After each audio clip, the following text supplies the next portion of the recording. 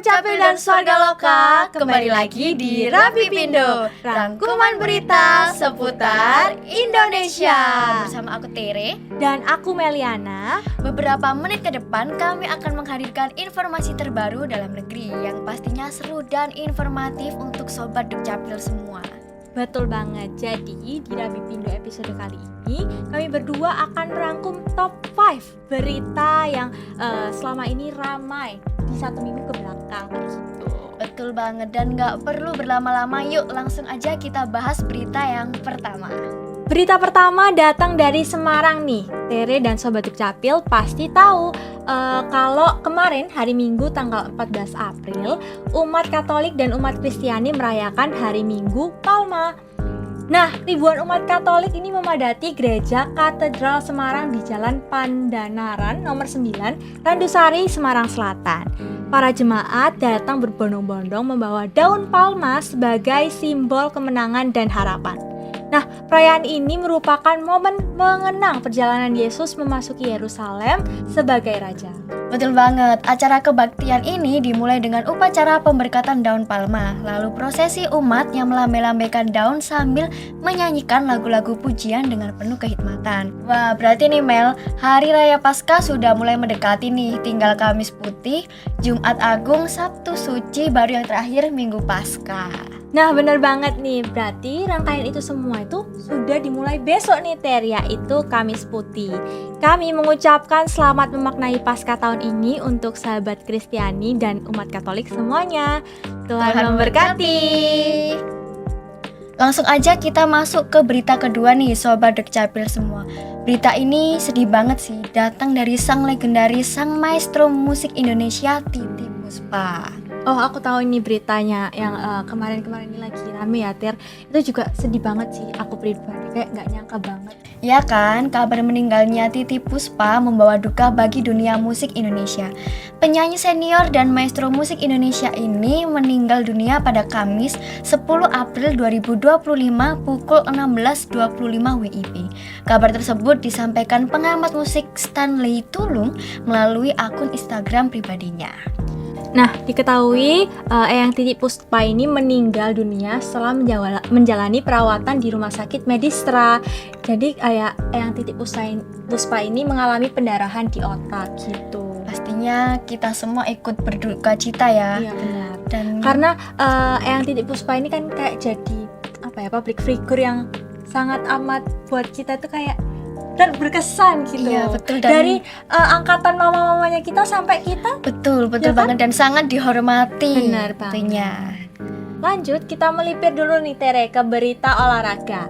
Siapa sih yang punya hobi olahraga di sini dan suka mantengin timnas Indonesia? Betul. Aku. Siapa di sini? Oke, Mel. Jadi apa itu Mel beritanya nih? Jadi, Timnas Indonesia U17 menutup grup C Piala Asia U17 2025 dengan catatan sempurna. Memenangkan ketiga pertandingan mereka, yakni dengan Korea Selatan 1-0 di matchday pertama, dengan Yaman 4-1 di laga kedua, dan menutup dengan kemenangan dramatis 2-0 atas Afghanistan. Oke, aku tahu sih berita itu Mel. Di babak perempat final, Timnas Indonesia U17 akan menghadapi runner-up grup D, yaitu Korea Utara. Pertandingan ini akan berlangsung di King Abdullah Sports City Hall Stadium Jeddah. Wow, sangat menarik ya teman-teman Sobat Dukcapil semua. Semangat untuk Timnas Indonesia, dan ayo Sobat Dukcapil kita dukung terus timnas kita supaya kita bisa masuk ke Piala Dunia. Betul banget, semangat. Pokoknya harus semangat.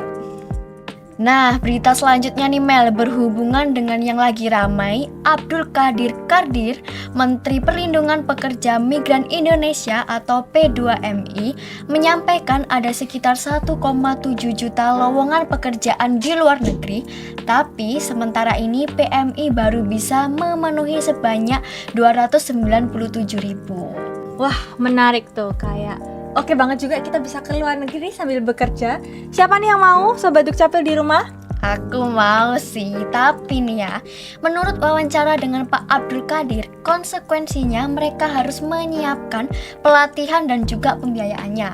Bayangkan nih, setiap pelatihan di desa kemudian diambil 2 pekerja, maka dari 372 desa akan ada 700-an pekerja. Kalau ada 4 angkatan, kami bisa ambil 2.800 pekerja dalam 1 tahun.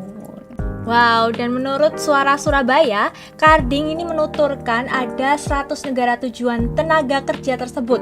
Di antaranya ada Jepang, Taiwan, Hong Kong, Korea Selatan, Jerman, dan negara-negara Eropa lainnya. Ada berbagai lingkup pekerjaan, ada banyak jabatan kerja, bahkan ratusan sampai ribuan.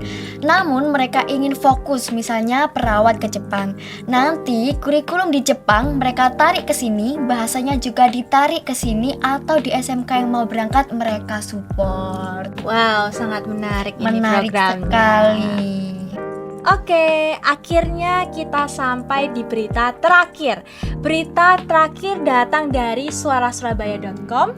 Khofifah Indar Parawansa, Gubernur Jawa Timur, menyatakan proses perbaikan akses jalan yang terdampak longsor di jalur Pacet Cangar hampir rampung seluruhnya. Menurut penuturan beliau terkait perkembangan di jalur Pacet Cangar yang mengalami longsor sudah dibenahi dengan cepat dan tepat. Tinggal dilanjutkan pembangunan tembok penahan tanah atau TPT. Nah, progres pembangunan plengsengan saat ini telah mencapai 75%, sedangkan pemasangan bambu penahan longsor baru mencapai 15%.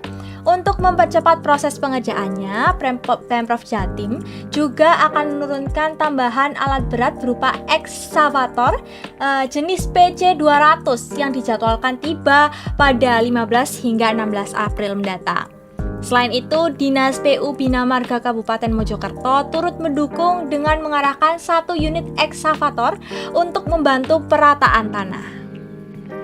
Kabar baik ini berarti ya untuk sobat semua yang udah gak sabar nih pengen healing lagi ke Pacet, yang udah nahan dari lama, siapkan diri kalian untuk menjelajah Pacet Mojokerto lagi. Tapi ingat untuk tetap hati-hati. Bener banget. Dan berita itu tadi merupakan berita terakhir yang menutup episode Rabi Pindo kita hari ini. Semoga informasi yang kami berikan bisa menambah pengetahuan kalian tentang perkembangan terkini di Indonesia ya. Kami juga mengucapkan lagi untuk Sobat Kristiani dan Katolik selamat memaknai Paskah dan selamat merayakan Paskah. Biar Sobat Dukcapil nggak ketinggalan informasi juga, ikutin terus media sosial kita. Ada YouTube channel kita @swargaloka_sby, Instagram kita @dispendukcapil.sby dan swargaloka.sby, dan TikTok kita ada @swargaloka.3578. Sekian Rabi Pindo kita kali ini. Aku Tere dan aku Meliana pamit undur diri. Bye-bye.